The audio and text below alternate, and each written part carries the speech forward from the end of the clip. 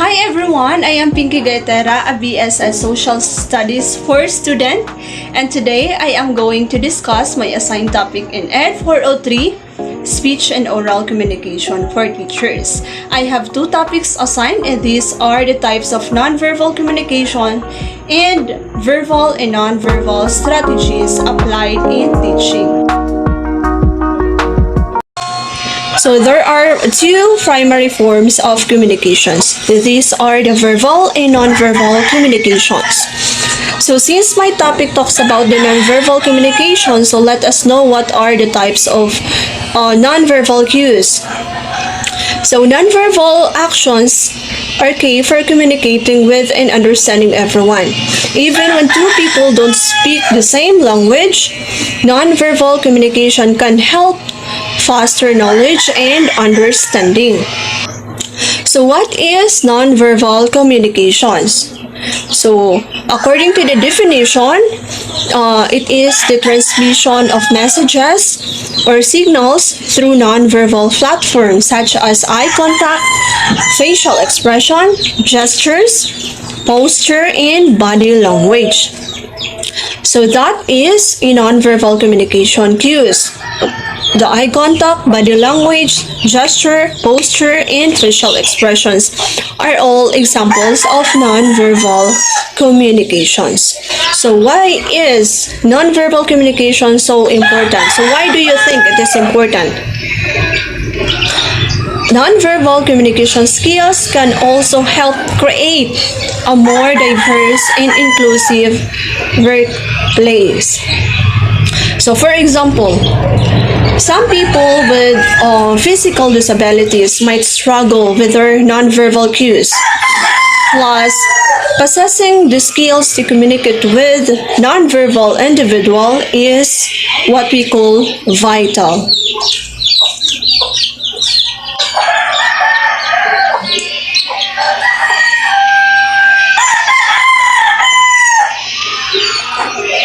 So, this is really important, especially with the persons or a student with hearing impairment or the physical disability. So, using those nonverbal cues help them to communicate or to express their emotions or their feelings. As a teacher, we must also have the skills in nonverbal communications in order to create a more diverse and inclusive way of teaching. So through the use of nonverbal communication can affect many areas of our life, including how we connect with others, how we communicate. So this is why it is important, and understanding of the types of nonverbal communication is so much important. So there are 8 types of nonverbal communications. According to the experts, they have identified those types of nonverbal communication. So these are the following. The first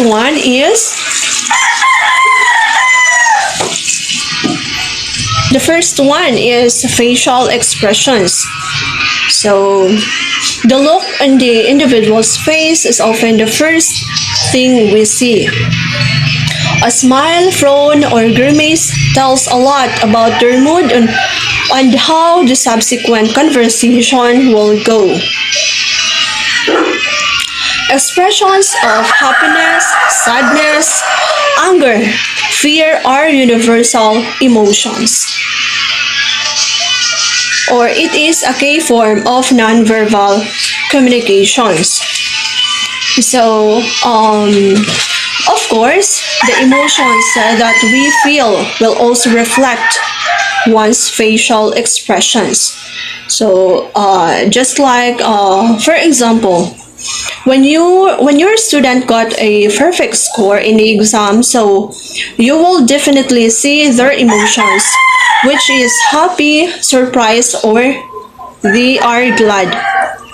However, when When other got low score, therefore they will definitely get confused or sad, or like they are mad. So facial expressions really matters in the types of nonverbal communications. So the next one is kinesics. Kinesics or gestures are conscious body movements like waving, pointing, or giving thumbs up or thumbs down. So one's culture typically determines what gesture are socially acceptable or which are also the not acceptable, which are the rude one. So the best example for this is when you are at the center of the discussion and your student is raising their hands, so that means that your student has something to show or to relate with the topic using the non-verbal cues. So another example is they know what gestures are acceptable and which is not, such as the rude or the bad gestures. The third one is what we call paralinguistics. So what do you mean by paralinguistics? So it is also known as vocalics.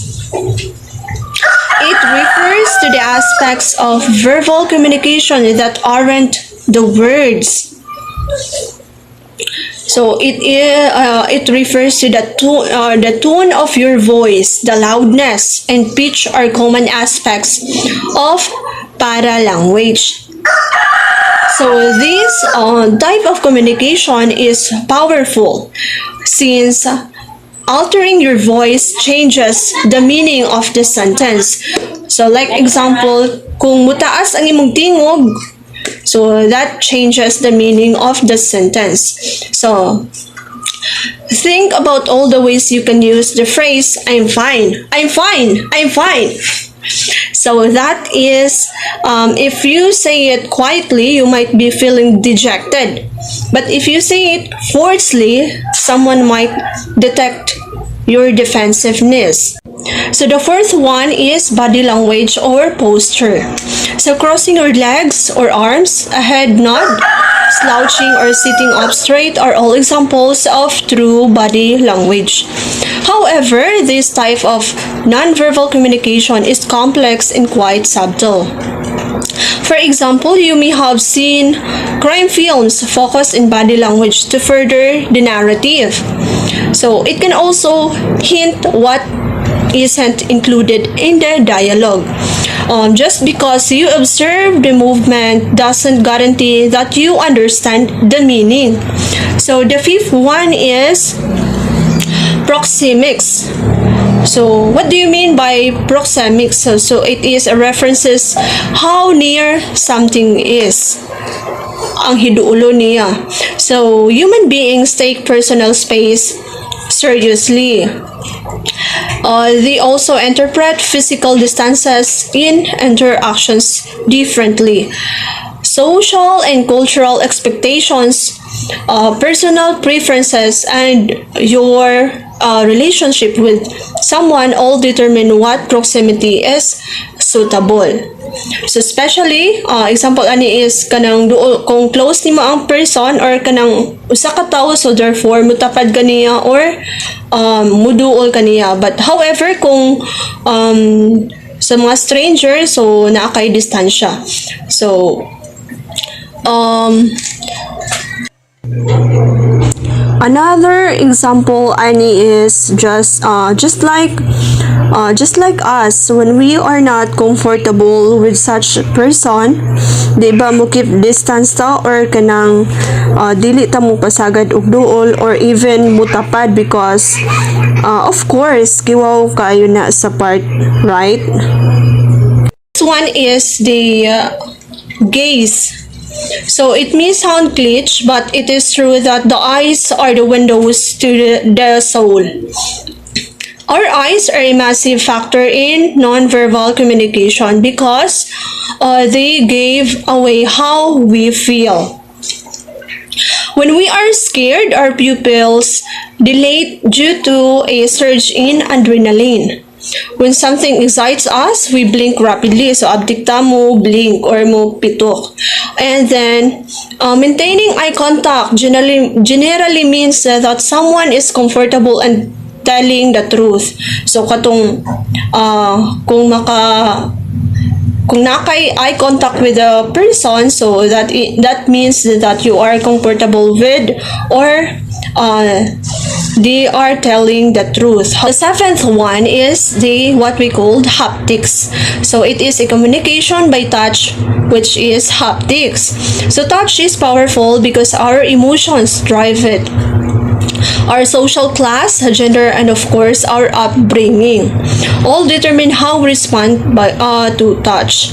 Women generally use touch to convey care and concern, while men are more likely to convey control. So especially when we are sad, we need someone to comfort with, or someone else where we can trust and rely on.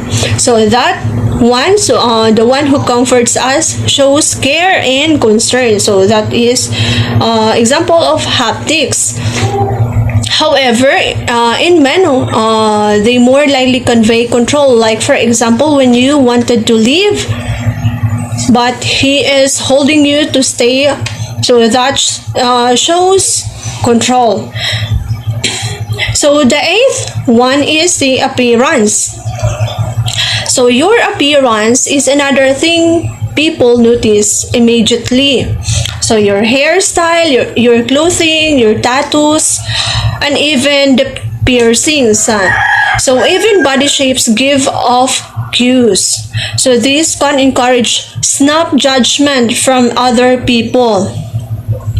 So of course, when you are a teacher, so of course you must dress accordingly because your appearance may also reflect who you are. So here is the quoted line from the Austrian-American author and educator Peter Drucker. It says that the most important thing in communication is hearing what isn't said. So what do you mean by that?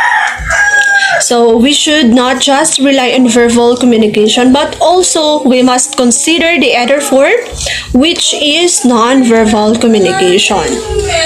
So mastering non-verbal communication can also help one's career, especially if you are a teacher.